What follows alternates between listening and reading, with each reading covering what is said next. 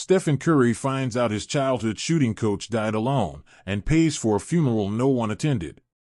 Before we get into the story, comment below where in the world you are watching from today, and if you like this story, don't forget to subscribe. Stephen Curry sat in the corner of the Warriors' practice facility, unwrapping the tape from his fingers. His mind was still sharp, locked in playoff mode, but his phone vibrated with a text that pulled him out of his rhythm. Coach Don passed. No service. No one showed. Marcus W. Steph stared at the screen. That name, Coach Don, hit him like a brick. It had been years since he heard it said out loud. Most people in his life now didn't even know who that was. But Steph did.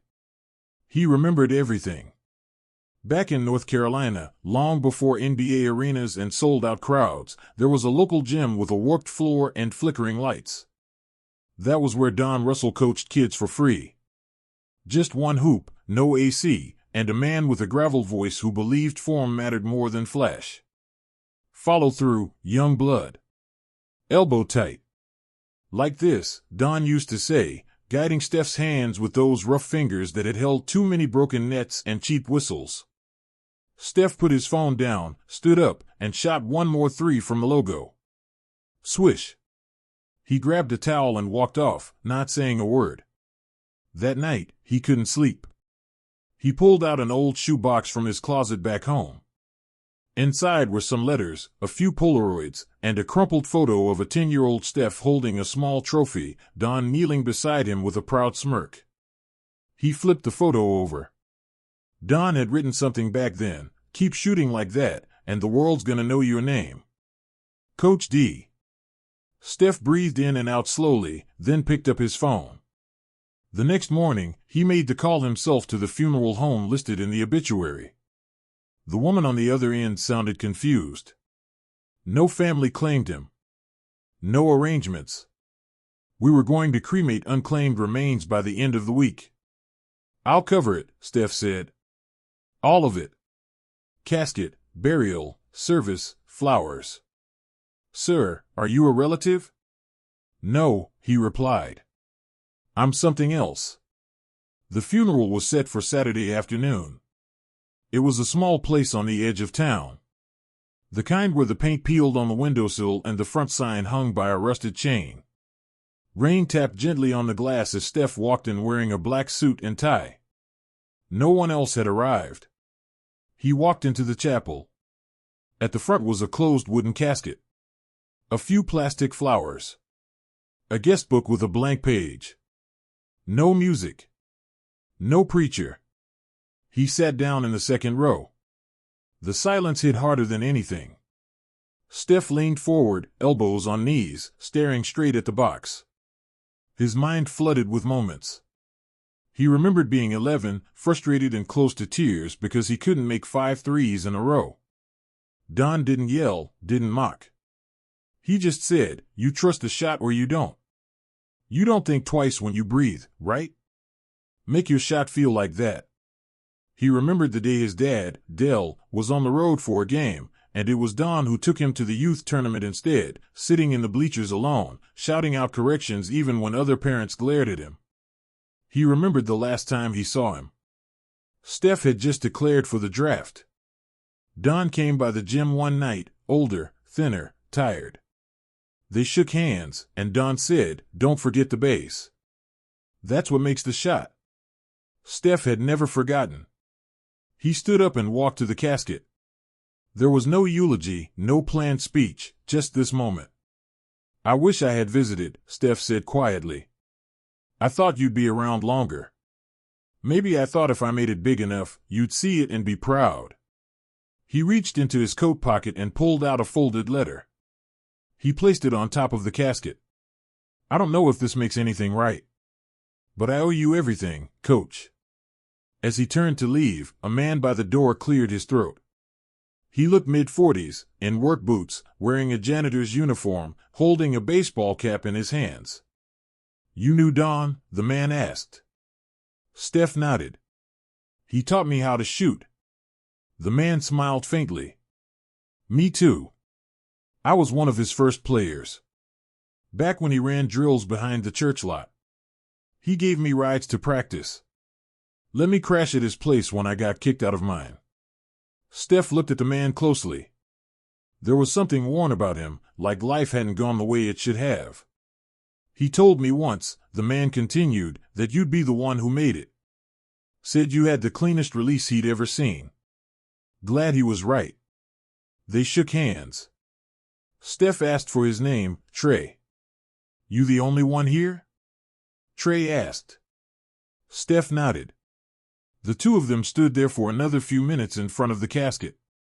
Then Trey said, you know he didn't have much. But he kept all the tapes. Every time you were on SportsCenter, he'd record it on those old VHS things. Said, that's my kid right there. Steph didn't know what to say. So he just nodded again. After the service, he made sure Don was buried with a headstone that read, Donald Russell, the coach who never quit. Steph didn't post anything online. No tweet. No press release. It wasn't for the world. It was for the man who gave him a shot when no one else did.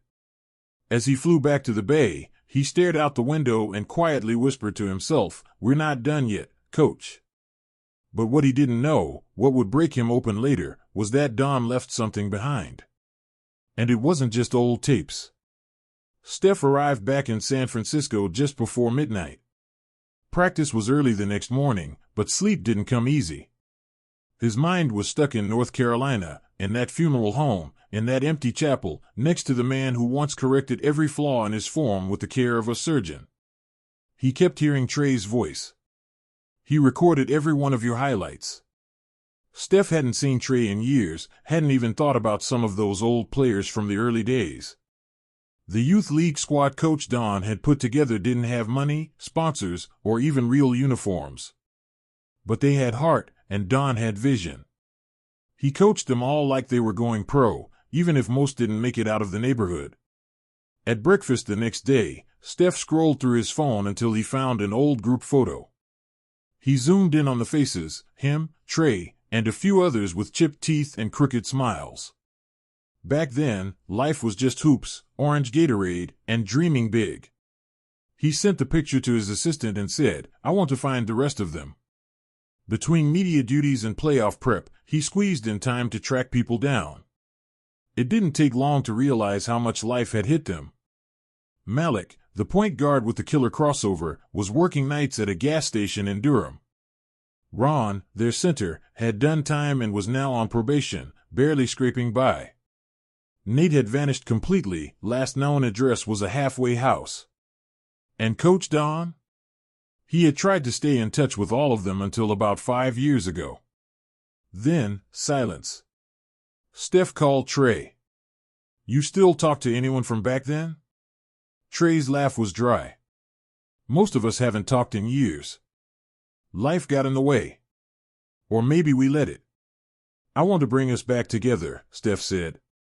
For Coach. You serious? Trey asked. I'm Steph Curry, he said.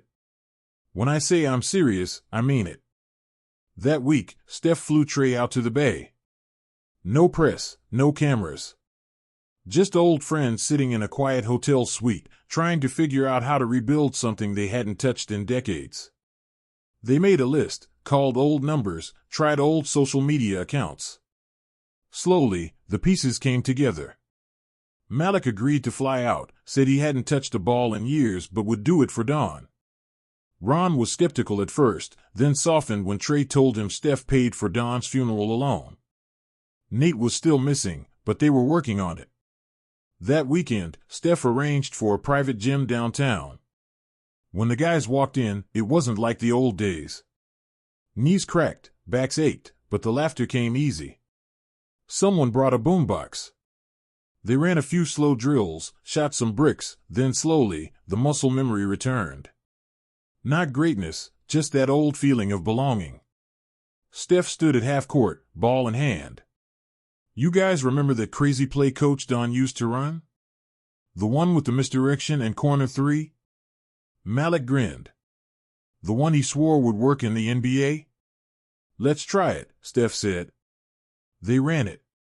Sloppy. Missed screens. Shot way off. They laughed so hard they nearly forgot the point of it. Then, Steph got quiet. He pulled something from his gym bag, a worn clipboard with Don's name on it. It had old plays drawn in black marker, faded with time. "I found this in the gym before they tore it down," he said. This was the last one he ever drew. It's dated just a week before he passed. The guys crowded around. Trey squinted at it. "Wait, that's not the old misdirection." "That's different." Steph nodded. "It's called Curry Rise.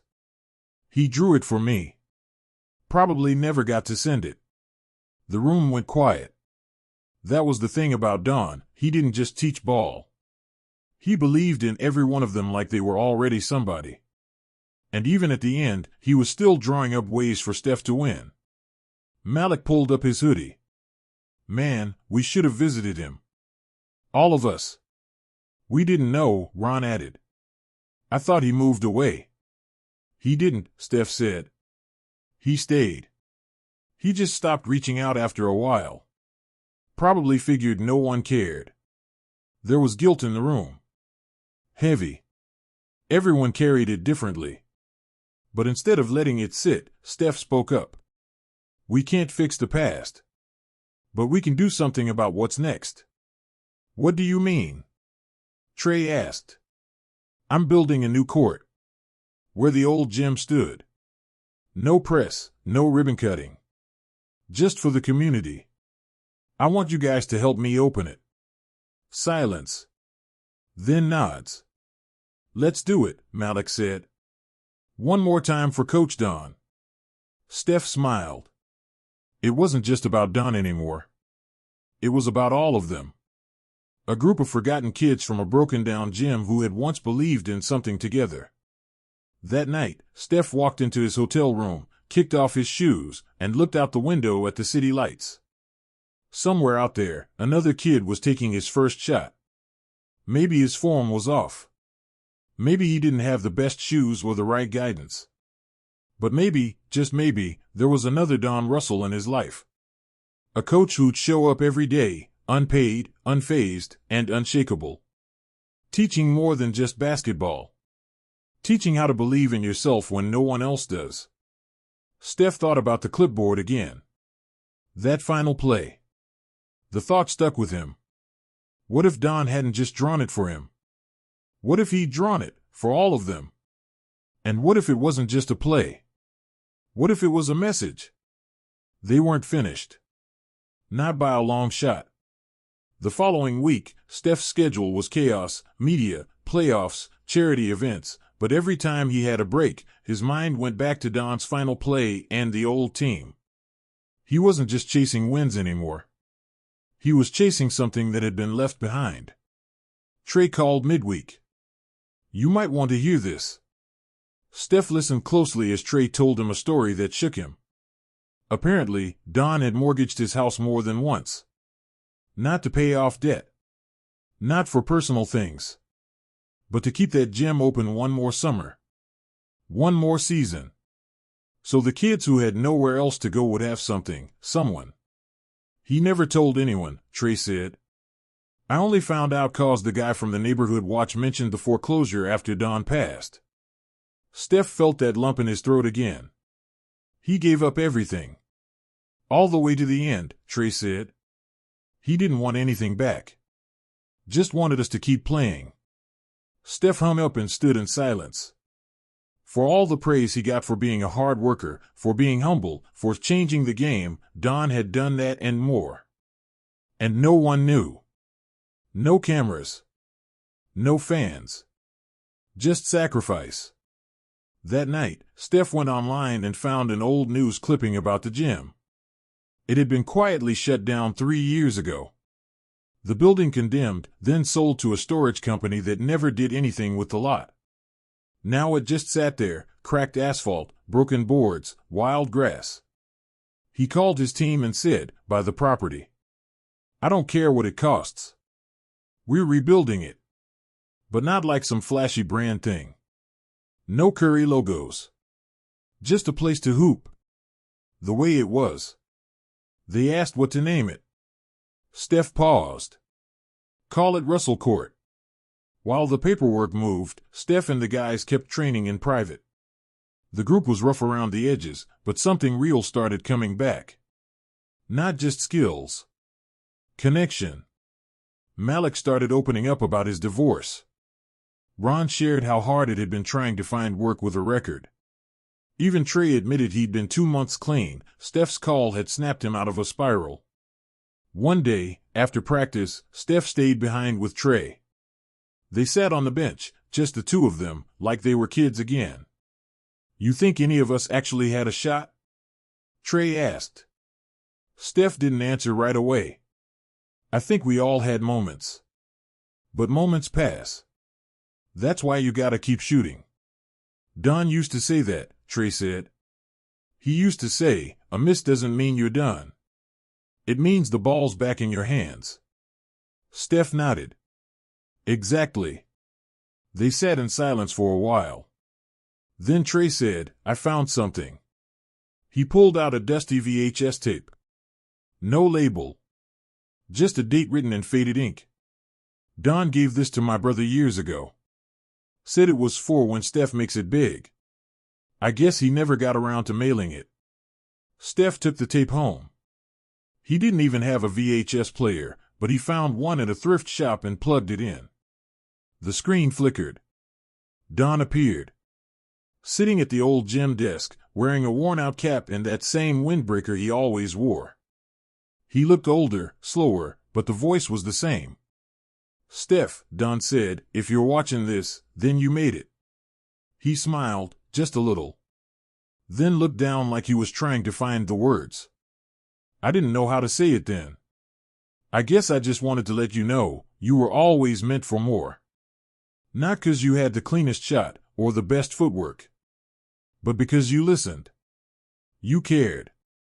And you kept showing up. Don paused, cleared his throat. You ever wonder why I never asked for anything? Why I never came knocking once you got famous? He leaned forward. Because I didn't need to.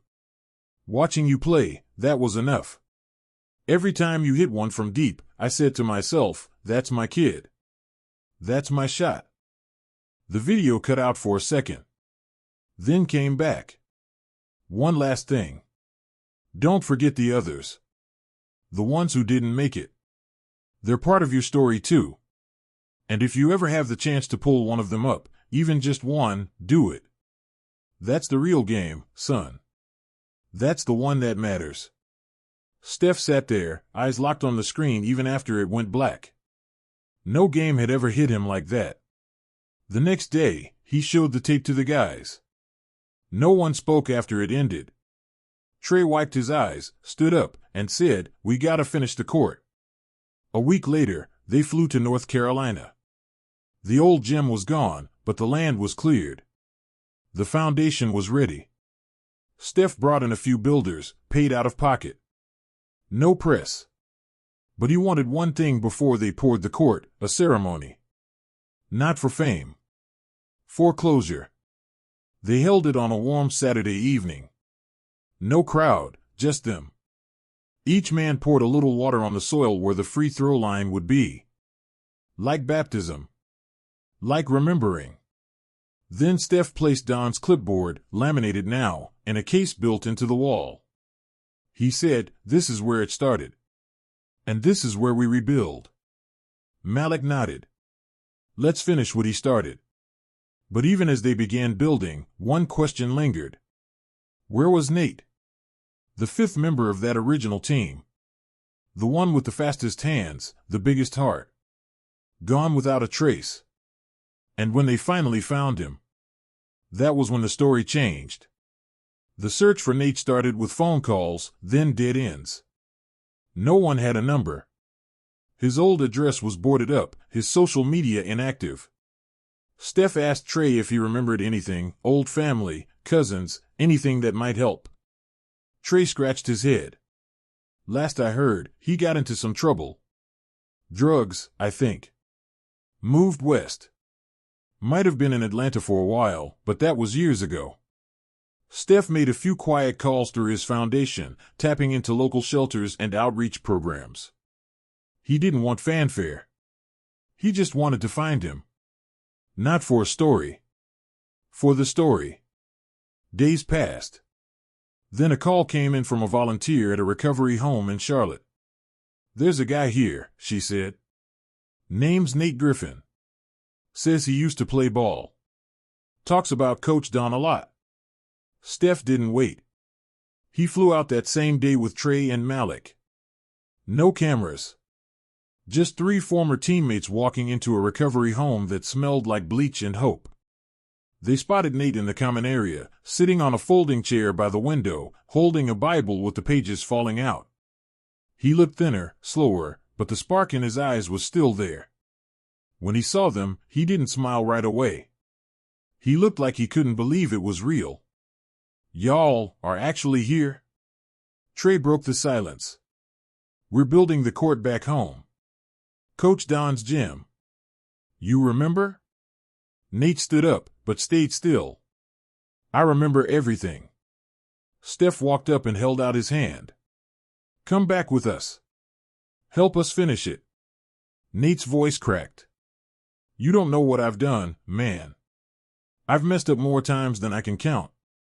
Steph didn't flinch. "That don't matter. Coach Don wouldn't care. He'd say, 'Ball don't judge.' Neither do we." Malik added, "We need you. You were the fastest hands we ever had." Nate laughed once, quietly. "You think I can still play?" Steph said, "We don't need perfect. We just need real." Nate packed his things the next day. No debate. Back in North Carolina, the court was halfway done. The backboards had been raised, the bleachers installed, the paint still fresh on the floor. But it was missing one thing: the game. Steph set a date. No ticket sales, no public event. Just the original squad, a few locals, and kids from the community who grew up hearing rumors about the court that Curry built. They called it the Legacy Game. The morning of the game, the squad met at the center circle. They wore playing jerseys. No numbers, no names. Just one word across the chest: Russell. Before tip-off, they stood in a circle. Steph held the ball. "This one's for Don," he said. "Not just because he taught us how to shoot, but because he never let go of us, even when we let go of him." They nodded. Then they started to play. The first few minutes were clunky. Missed passes. Airballs. But nobody cared. They weren't trying to prove anything. They were trying to remember. Midway through, something clicked. Malik hit a pull-up jumper. Ron grabbed a rebound and pushed the break. Trey dished a no-look pass. And Nate stole the ball clean, sprinted the floor, and finished with a reverse layup that made the whole place erupt. The kids in the crowd went nuts. They didn't know who these guys used to be. But they saw something in them: grit, joy, history. At halftime, they sat on the bench, sweaty and smiling. "This feels like middle school again," Ron said, chugging water. Nate looked around. "I forgot what it felt like to matter." Steph said, "You always did. You just needed to hear it again." In the second half, Steph brought out Don's final play, Curry Rise. He huddled them up and drew it out. Malik raised an eyebrow. "This the one?" Steph nodded. "He wrote it for me. But I think it's for all of us." They ran it. Nate set a high screen. Ron rolled. Malik faked baseline. Trey cut to the corner. Steph drifted to the wing. The pass came in clean. Steph caught it in rhythm. One bounce. Rise. Swish. No reaction. No celebration. Just silence. The kind that feels like peace. At the end of the game, the scoreboard didn't matter. What mattered was what Steph did next. He walked to the center circle. Pulled a small case from under the scorer's table. Inside was Don's old whistle.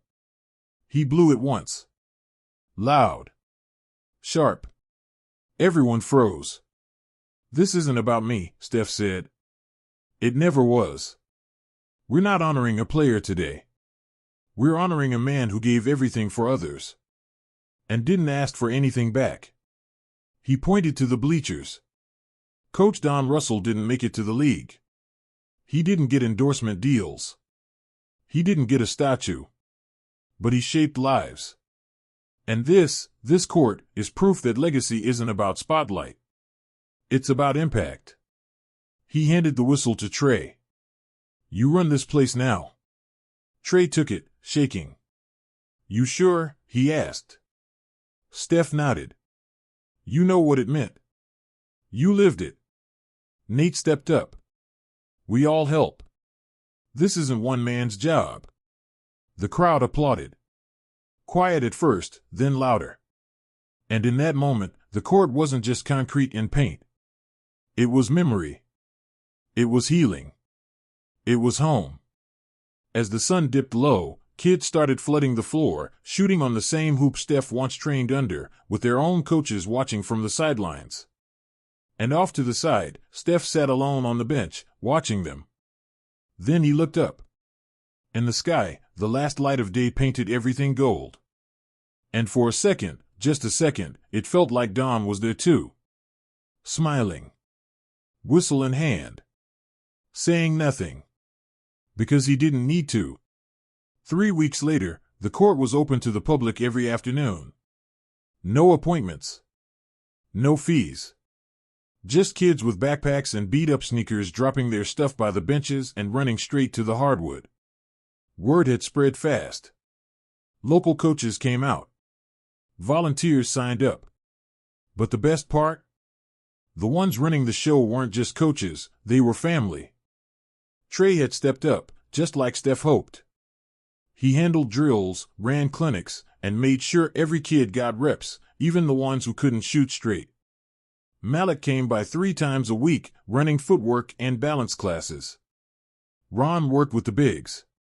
Nate stayed late every night, talking one-on-one with the quiet kids who reminded him of himself. They called it Russell Court, and nobody ever asked who that was. The older kids explained it before anyone could ask. "That's the man who taught Steph how to shoot." That was enough. Steph wasn't there every day, but he came when he could. No cameras.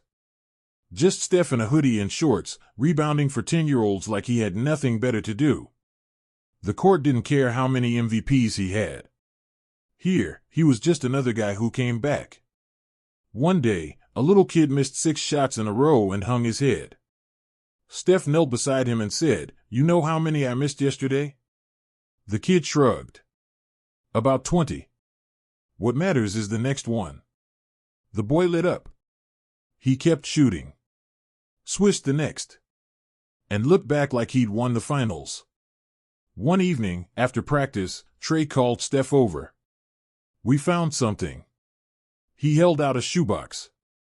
Inside were dozens of photos, old rosters, hand-drawn drills, all stuff from Don's house that no one had touched. But at the bottom, folded in a plastic sleeve, was a notebook. Labeled simply, "For later." Steph opened it. The pages were filled with reflections. Not plays. Not stats. Just thoughts.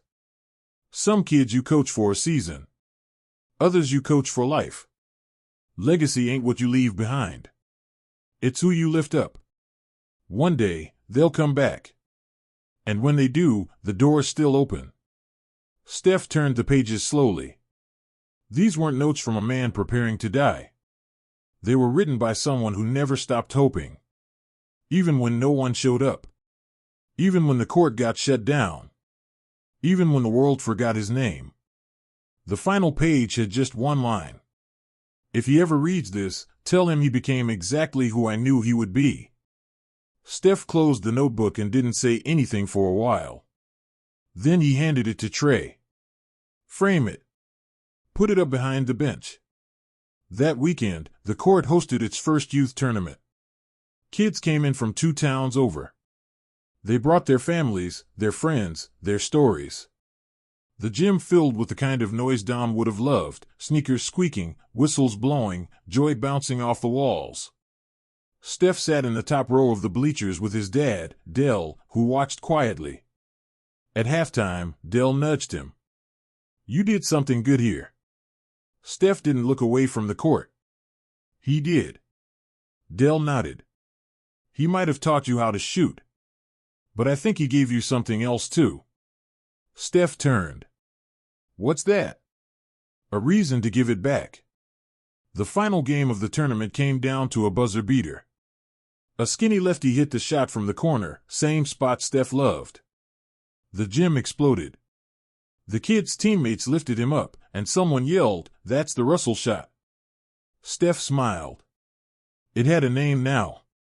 Later that night, when the court was empty and the lights were dimmed, Steph walked out alone. The wind was light. He looked up at the backboard, the hoop, the painted lines. He stood at the top of the key and held a ball. "Last one," he whispered. He dribbled once. Took a breath. The form was the same it had always been, tight elbow, eyes locked, release smooth. The ball left his hand. Swish. He let it echo. Let it fade. Then he turned, walked to the sideline, and looked at the framed plaque on the wall beneath the scoreboard.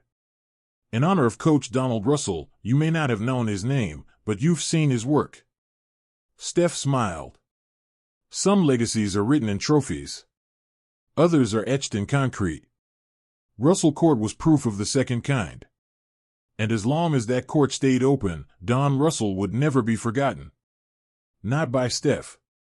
Not by the team. And not by the kids chasing something more, just like they once did. Because the shot never really belonged to him. It belonged to all of them.